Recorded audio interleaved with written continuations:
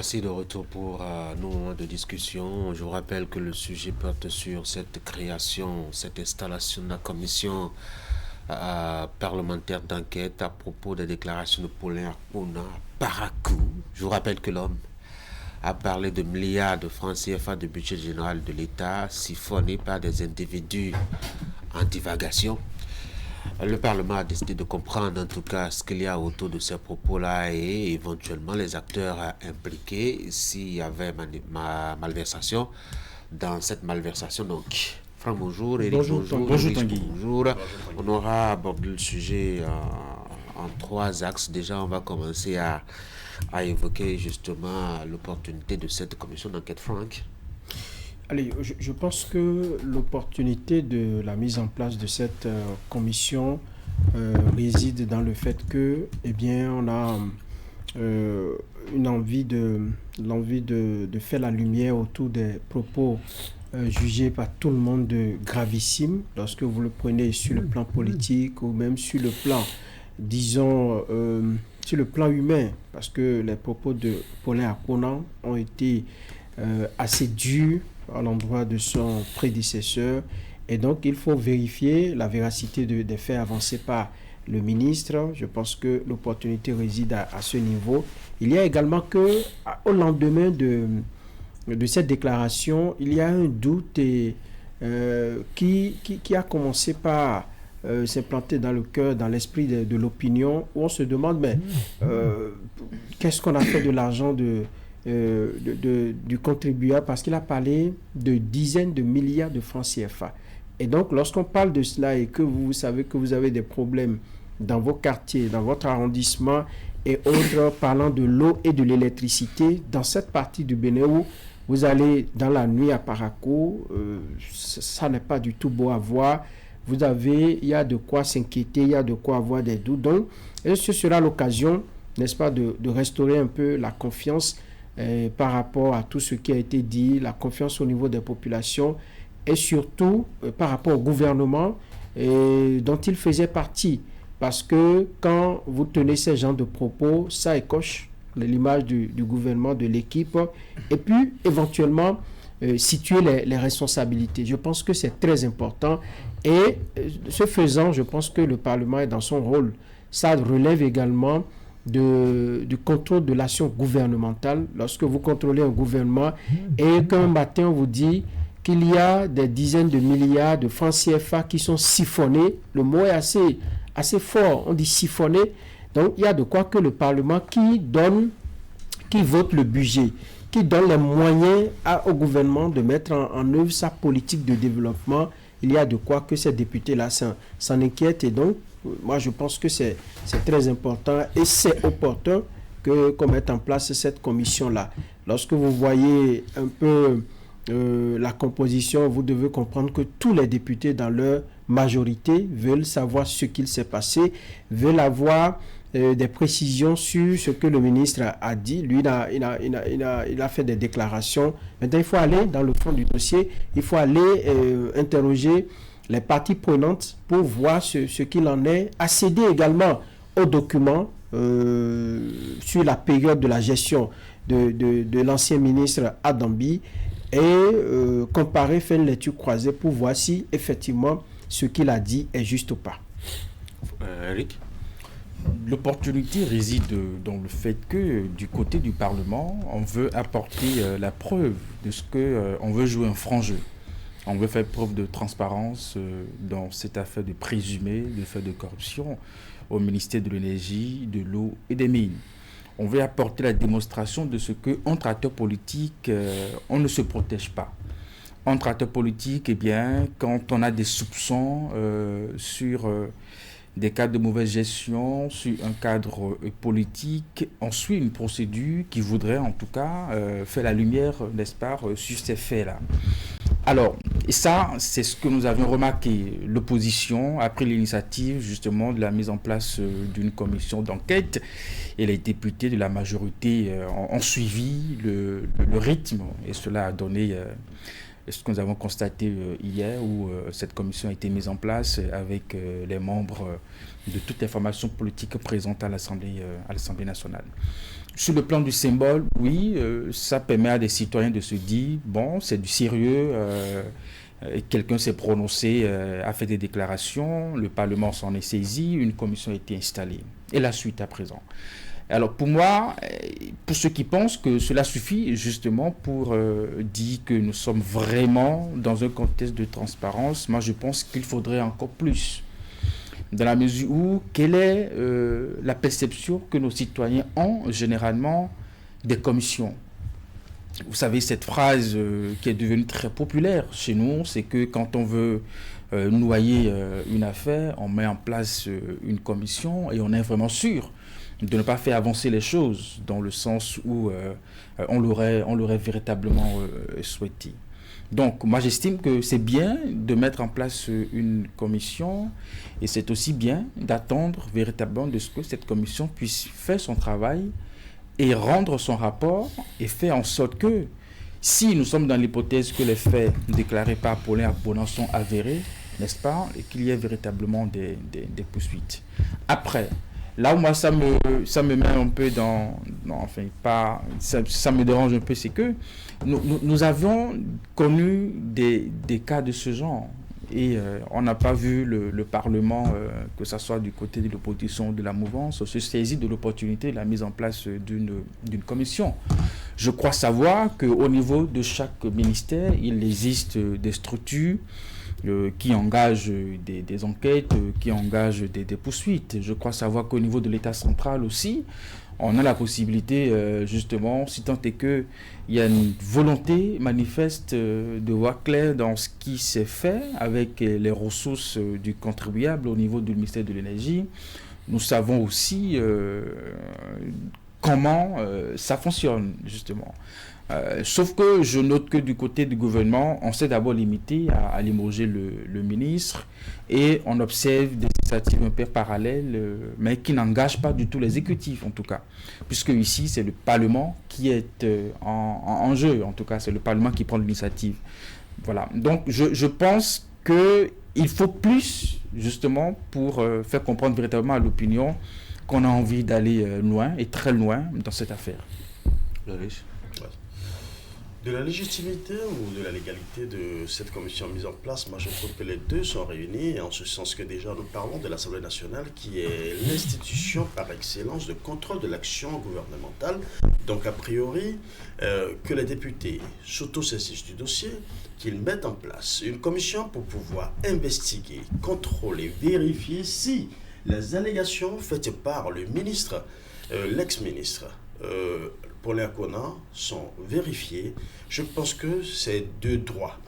L'autorité qu'incarne, ou l'institution qu'incarne dans le Parlement, c'est aussi à la fois la représentation du peuple. Et quand on dit qu'il y a des milliards de francs CFA, des milliards de la Caisse nationale, des milliards par conséquent du denier public, donc de l'argent du contribuable béninois, donc l'argent du béninois, tu fais la déduction pour qu'on comprenne que là, c'est l'argent du peuple et par conséquent, si l'argent du peuple est utilisé, le peuple aussi doit pouvoir donner des réponses, on doit donner des réponses au peuple. Donc c'est justement par rapport à cela que ici maintenant, le Parlement s'est décidé à véritablement connaître du dossier. Et une fois que le Parlement se décide à connaître du dossier, il faut véritablement qu'on aille jusqu'au bout, qu'on comprenne que ce dossier, cette enquête qu'on a lancée ne sera pas une vaine enquête. Parce qu'il y a des commissions, il y a une commission dont on a déjà parlé, mais ici maintenant, il y a le Parlement qui prend le... Et je ne veux pas jouer au corbeau ce beau matin en disant que j'ai comme l'impression, ou je pressens que le professeur Dandy Nyamou et sa haute cour de justice risquent d'avoir très bientôt leur tout premier client, parce que cette histoire a pris une allure nationale. Et on a vu d'autres commissions qui ont été installées par le passé, mais on n'a pas eu de suite. Donc je pense que à présent, il faut beaucoup plus aller beaucoup plus loin. Et l'autre aspect encore qu'il faut revoir, c'est que nous avons remarqué que pratiquement toutes les composantes de l'Assemblée nationale, les partis présents à l'Assemblée nationale, sont toutes représentées actuellement dans cette commission. Donc, on ne dira pas que certains ont été lésés et que ça a été biaisé. Donc, toutes les composantes, parce qu'on sait qu'à la première heure, aux premières heures du moins, les démocrates sont montés au créneau et ont insisté pour que lumière soit faite. Les démocrates sont représentés dans ce parti, dans cette commission. Le bloc républicain dont fait partie et le ministre mis en cause et l'ancien ministre qui a prononcé ses propos sont tous du bloc républicain et le bloc républicain est représenté dans cette commission. Nous avons également l'Union progressiste, le Renouveau, qui est également pratiquement la plus grande, le parti le plus représenté à l'Assemblée nationale, qui fait aussi partie de cette commission. Donc, d'une manière ou d'une autre, je pense que cette commission, elle est assez représentative pour pouvoir faire mener. Maintenant, le plus important, c'est que nous ayons effectivement les résultats, le rapport dans un délai assez raisonnable, parce que quand on parle de commission, souvent nous avons vu par le passé des commissions qui ont travaillé pendant longtemps et qui jusqu'à présent n'ont même pas encore déposé leur rapport et dont on ne connaîtra certainement peut-être pas le rapport. À partir de cet instant, il faut commencer par se dire oui, commission, oui, représentativité, mais que le délai soit assez raisonnable pour qu'on ait une suite. Oui, Franck, le profil des membres de la commission. Non, vous savez, le profil des membres de la commission, moi je voudrais beaucoup plus m'attarder sur, disons, la part donnée à chaque groupe parlementaire. Vous avez vu l'Union progressiste, le Renouveau, qui est le plus gros groupe parlementaire à l'Assemblée nationale, à 4 membres. Les autres en ont 3. 3, et je pense que c'est bien trouvé pour équilibrer un peu les choses au niveau de cette commission-là. Les profils, c'est sûr qu'à l'interne de chaque groupe parlementaire, on a choisi des gens qui peuvent faire le job. Et donc, tous ensemble, je pense qu'il y a des pratiques parlementaires lorsqu'on met en place une commission qu'on doit observer. Il y a une certaine démarche qu'on doit observer et c'est ce qui va se faire. Ils iront certainement pour questionner les parties prenantes, accéder aux documents, et également vérifier si ce qui est dit est vraiment avéré. Et donc, lorsqu'ils seront en plein travail, je pense que ça va être une collaboration qu'ils seront obligés de faire parce que là, il n'y a plus véritablement opposition, mouvance, et ainsi de suite. Ce qu'ils ont vu ensemble, ils viendront le dire. Si les propos étaient venus, par exemple, d'un membre de l'opposition, ça aurait pris peut-être une autre tournure où on aura d'autres démarches. Mais ici, c'est un membre de l'équipe gouvernementale. Lorsqu'il faisait les déclarations, il était à son poste, il était membre de l'équipe gouvernementale. Et donc, ça devient encore plus sérieux. Il faut aller voir et ensemble, ils vont faire des recommandations. Cette commission n'a pas vocation à punir qui que ce soit. Ils vont vérifier, ils vont interroger, ils vont auditionner, ils vont prendre le temps de fouiller les documents et à la fin, ils vont faire des recommandations qu'ils vont déposer sur la table du président de l'Assemblée nationale et le reste va suivre. Donc, je pense que les profils, on ne peut pas... c'est de bons profils. J'ai vu des noms, des gens qu'on connaît très bien. Et donc, on attend la suite pour voir un peu... Ulrich disait tout à l'heure que la Haute Cour de justice risque d'avoir son premier client et tout. Moi, je pense que c'est un peu tôt de tirer ces genres de conclusions parce que nous avons connu des affaires plus graves dans ce pays. Mais depuis que la Haute Cour de justice est mise en place, je ne me souviens pas de mémoire de Béninois si on n'a jamais ouvert des audiences sur des cas de personnalités qui ont occupé de hautes fonctions qui se sont rendues là-bas pour qu'on les juge. Je ne sais pas. Donc, c'est trop tôt de le dire. On verra bien ce que ça va donner, les recommandations que la commission va faire, parce qu'il s'agit, c'est bien circonscrit, on dit, au niveau de la ville de Parakou. Ce n'est pas toute la gestion de Adambi qu'on veut aller vérifier ou bien on veut aller auditer. On veut voir s'il y a eu des fonds qui ont été affectés à des projets à Parakou pour approvisionner les populations en eau potable, pour éclairer la ville et qui n'ont pas été véritablement injectés comme cela se doit. C'est de cela qu'il s'agit. Et donc, les populations seront interrogées. Les cadres du ministère, et si possible, le ministre lui-même sera entendu par la commission. Je ne sais pas trop, mais ce qui est sûr, c'est une bonne démarche. Et ça va nous permettre de lever les équivoques autour de cette affaire-là qui commence par prendre véritablement d'autres développements. Eric. Pour la plupart, en termes de profil, ils ne sont pas forcément spécialistes sur des questions de passation de marché public. Ils ne sont pas forcément, pour la plupart, experts en eau et assainissement. Mais il est dit que la commission a la possibilité de solliciter toute expertise externe pouvant justement permettre à la commission de faire son travail. Et donc, en tant que commission noyau, ils feront sans doute un travail de suivi. Ils vont coordonner le travail qui sera fait en termes de contrôle, de vérification. Mais ils ont la possibilité d'avoir des experts à leur côté pour savoir véritablement ce qui doit être fait, pour identifier des irrégularités et véritablement faire un rapport. Je pense que dans la droite ligne de ce que les députés eux-mêmes ont confessé à l'Assemblée nationale sur les déclarations qui sont faites et sur le fait que, avec la mise en place de cette commission, c'est la preuve que le gouvernement ne veut absolument rien cacher. C'est la preuve que le gouvernement, en termes de bonne gouvernance, en termes de transparence, joue toujours franc jeu. Donc, cette commission a une grande responsabilité. En tout cas, je ne sais pas si nous en avons connu déjà avec cette mandature. C'est sans doute une première. Donc, je ne voudrais pas que les membres de cette commission laissent dans la conscience populaire un travail bâclé, un travail inachevé, un travail vraiment d'experts, de parlementaires qui sont allés véritablement fouiller là où il faut véritablement fouiller. Parce que cela peut ôter de l'esprit de nos concitoyens cette idée que nous avons véritablement des commissions. Et je voudrais bondir sur les propos de l'honorable Aronvoy Ebla qui disait par exemple qu'en donnant l'exemple de ce que le gouvernement est toujours droit dans ses bottes sur les questions de bonne gouvernance, qu'aujourd'hui, quand on fait un peu le point des cadres politiques qui sont du côté de la criette, pour la plupart, ils sont de la majorité présidentielle. Et donc, cela faire une suite logique de ce que le travail qui se fait du côté du gouvernement, on n'a pas à avoir des soupçons.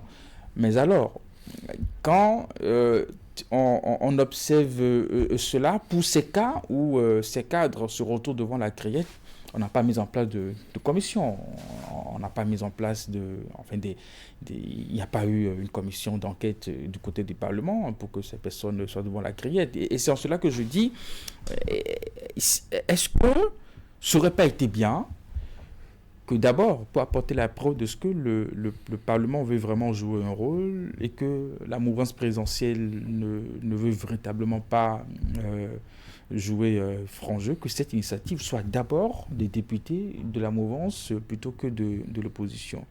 Ensuite, est-ce qu'on n'aurait pas pu faire véritablement l'option de faire dérouler le mécanisme au niveau du ministère, au niveau de l'État, justement, pour que vérité soit faite dans cette affaire, justement. Et parce que pour moi, ça irait plus vite. Parce que la commission parlementaire fera son travail et va soumettre son rapport acquis de droit et quelle va être la suite.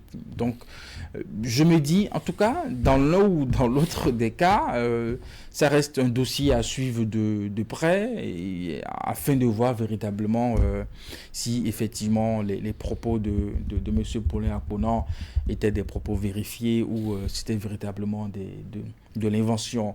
Après, il y aura deux hypothèses. Soit les faits sont avérés, et dès lors que les faits sont avérés, c'est que l'ancien ministre Adambi a des explications à donner. Soit les faits ne sont pas avérés, et donc l'ancien ministre Aponan sera peut-être poursuivi pour diffamation. Alors, moi, je voudrais préciser aussi que les propos étaient tenus dans un contexte où nous sommes vers la fin du mandat du président de la République, à un moment où on doit capitaliser un peu les acquis de la gouvernance de Patrice Talon. Alors ça vient comme un pavé jeté dans la balle et ça bouleverse un peu les choses, surtout sur un terrain politique où la mouvance se trouve véritablement en difficulté. Il faut se dire une certaine vérité. Et ça, c'est du pain béni pour les opposants qui vont s'en saisir à chaque fois pour donner des exemples. Écoutez, vous avez confié notre pays à des gens qui siphonnent notre budget national, qui siphonnent les fonds qui font qui sont destinés à vous donner de l'eau et de l'électricité, et ainsi de suite. C'est là que politiquement, c'est un peu compliqué à gérer. Mais après, lorsque la commission va faire son travail et qu'on va se rendre compte que, eh bien, les propos étaient sont allés trop loin et qu'il n'en est rien, cela va renforcer la crédibilité, rassurer la population. Et ça pourrait être un gain en termes de cote de popularité, en termes d'arguments, parce que également les mouvanciers pourront l'utiliser comme argument sur le terrain pour dire, écoutez, tout ce qui a été dit ainsi de suite, ça n'est pas la chose. Le chef de l'État tient toujours à la lutte contre la corruption, à la lutte pour une bonne gouvernance et tout. Et donc, les deux, tout dépendra en tout cas de ce que l'on aura à l'issue de cette commission.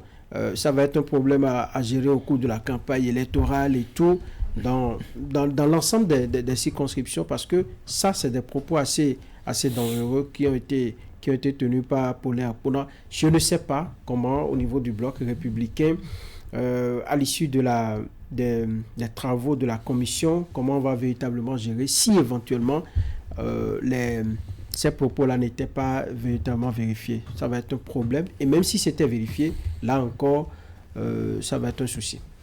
Allez, merci beaucoup les gars. Il est 9h pratiquement à Cotonou. C'est vrai qu'on avait un dernier axe autour duquel on devrait échanger, mais bon, le temps il est parti. Je vous souhaite de passer une très bonne journée. Mesdames et messieurs, derrière moi la revue de presse. Merci d'avoir été là. Bonne journée.